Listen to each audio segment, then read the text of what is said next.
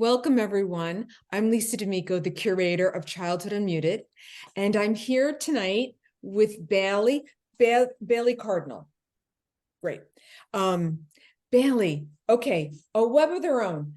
I don't normally start from this angle, but what you wrote in your entry application completely intrigued me. Besides your work mesmerizing me, I want you to start by talking about the materials you used to create this, because I don't completely understand what you wrote. Sure. And I just want to start by saying the process in which I used to make this piece was totally new for me. It was part of a class, a printmaking class I was taking. So the course was about making collagraphs, which is kind of like you're building up on a plate.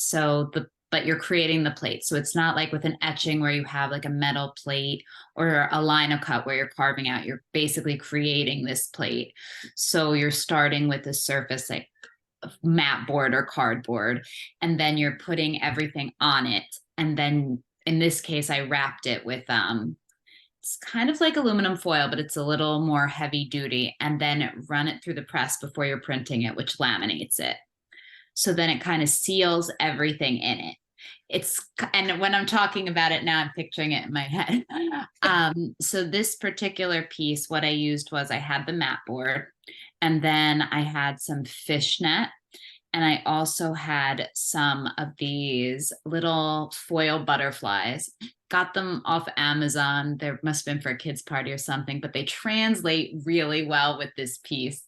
And the great thing about collagraph, which I learned, is you really have no idea what you're going to get until you actually get it, because you're building the plate yourself. You're not carving into it. So you don't really know how materials are going to react or translate. And sometimes it works really well and sometimes it doesn't. This piece was where I felt I loved how it turned out. And it just, to me, when I was reading the description of this exhibition, it really kind of resonated with me. The visual that kind of I managed to get really rang true for childhood for me. Oh, and for me as well when I saw it. But this process, this is unbelievable how you've created this piece. I like to think, especially after I've done it multiple times now, different materials, different plates. What's really nice about it is that the plate itself kind of becomes its own piece of art. So when you're actually printing it, it's almost a little bit sad, because when you're covering it with the foil, you're kind of getting rid of the plate you created. I'm sure I have photos of the plate somewhere, and then it becomes this whole other thing the moment you kind of run it through the press and print it onto paper. That's amazing. Not the response I expected, and it exceeded my expectations. Okay. That's wonderful. So tell me more about the inspiration behind the piece, like the actual imagery that you created. Where did that come from?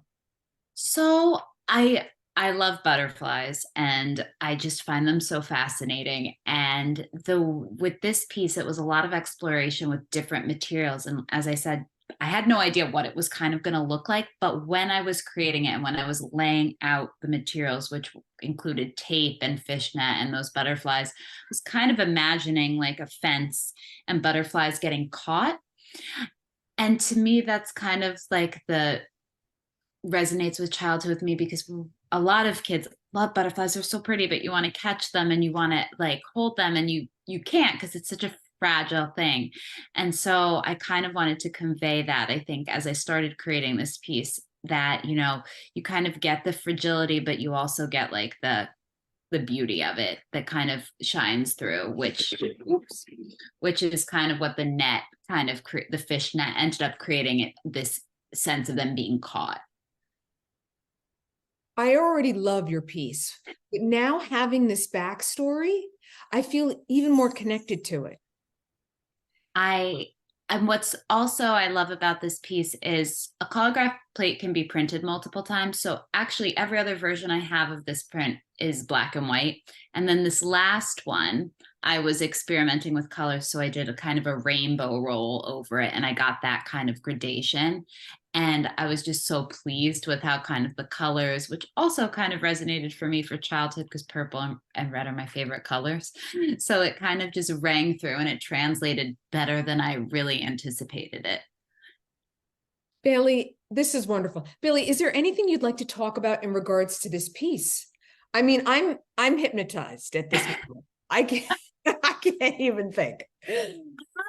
Think, I think what I really like about this piece is how it can be read a lot of different ways. So I think like on the surface, I think it translated really, really beautiful. But for me, kind of the more in depth of it and kind of what I was imagining as I was building it up makes it a little more complex that you might not see when you look at it at the surface. This has really been great. And it's been such a pleasure speaking with you.